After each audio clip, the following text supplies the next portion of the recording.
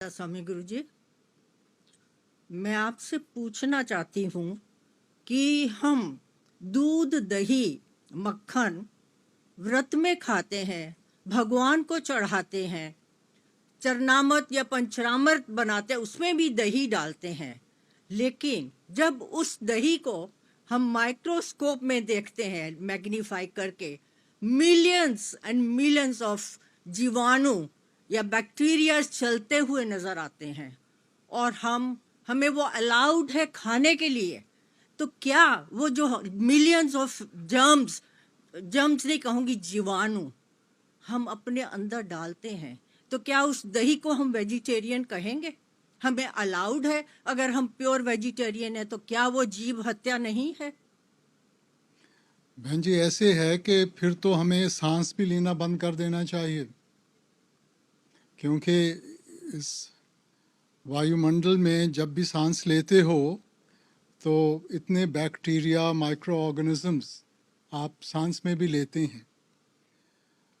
अब सृष्टि में सब कुछ तत्वों के आधार पे चल रहा है। इंसान है जिसमें पांचों तत्व मौजूद हैं। फिर जो मैमल्स हैं उनमें 4 हैं, जो अंडे से जन्म लेते हैं उनमें 3 हैं, और वैसे 2 और 1। अंत में सब कर्मों का हिसाब किताब है।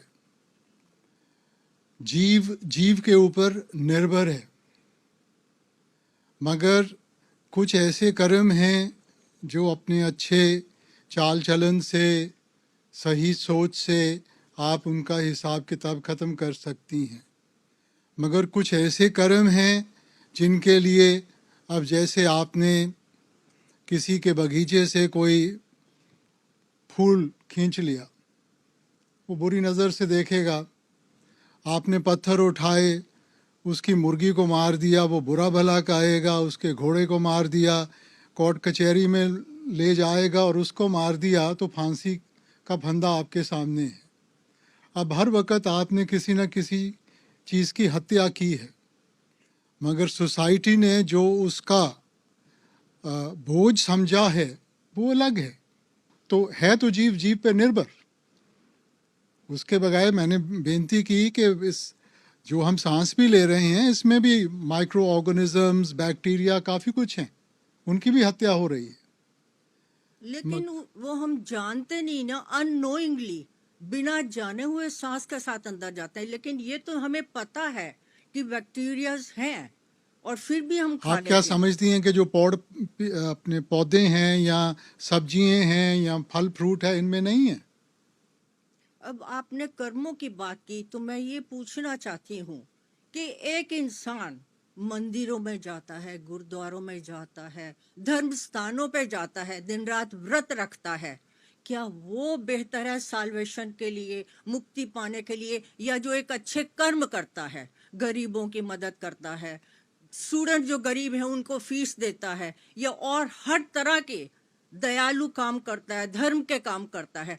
कौन सा बेहतर है कि वो रास्ता अपनाया जाए जिससे साल्वेशन मिले या मुक्ति मिले या भगवान को पा सकें या बैलेंस रखें? गोस्वामी जी तुलसीदास ने कहा था, कर्म प्रधान, सब कुछ कर्मों के ऊपर निर्भर है। तीसरी पातशाही की वाणी है, पुण्य दान जप तप जेते सब ऊपर नाम, हर हर रसना जो जपे तिस पूर्ण का। अब है तो कर्मों का हिसाब किताब, मगर सिर्फ अच्छे कर्म करेंगे, अगला जन्म अच्छी अवस्था में मिल जाएगा। ठीक है, हमारी एक कहावत है, तपो राज राजो नरक।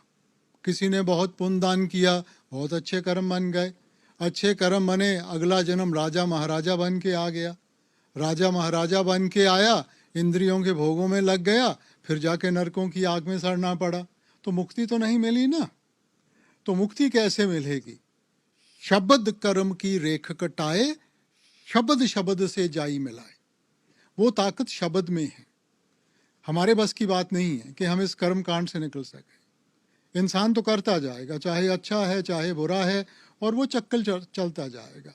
अगर हमने इस 84 के जेल खाने से निकलना है, तो जब तक हम उस क्रिएटिव पावर, उस शब्द, उस नाम का सहारा नहीं लेंगे। ठीक है आपकी बात कि पुण्य दान ये सब चीज़ें करनी चाहिए, शुरुआत इन्हीं से होगी, तभी तो मन में निर्मलता आएगी, निर्मलता आएगी कि हम भजन बंदगी भी कर सकें। मगर सिर्फ अच्छे कर्मों के साथ मुक्ति नहीं मिलेगी। तो बैलेंस मतलब बना कर रखे दोनों चीज़ों का।